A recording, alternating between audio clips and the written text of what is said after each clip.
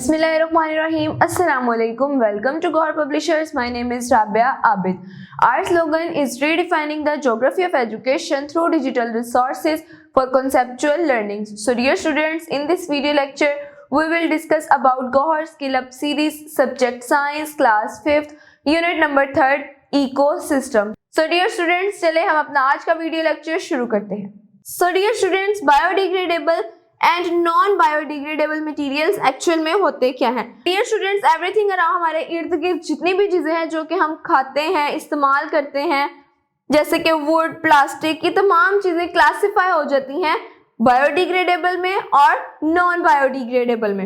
इसी तरह जो peels of fruits, vegetable, animals, bones, leaves, paper and bread crumbs etcetera, ये तमाम एग्जाम्पल्स हैं हमारे पास बायोडिग्रेडेबल मटेरियल्स की. और इसके अलावा अगर हम कैंस, प्लास्टिक, रबर, ग्लास, स्टीरियोफॉर्म और कैंडी रैपर्स की एग्जांपल्स देखें तो डियर स्टूडेंट्स, ये तमाम हमारे पास एग्जांपल्स हैं नॉन बायोडिग्रेडेबल मटेरियल्स की, जो कि हमारे एनवायरनमेंट को पोल्यूट भी कर रहे हैं.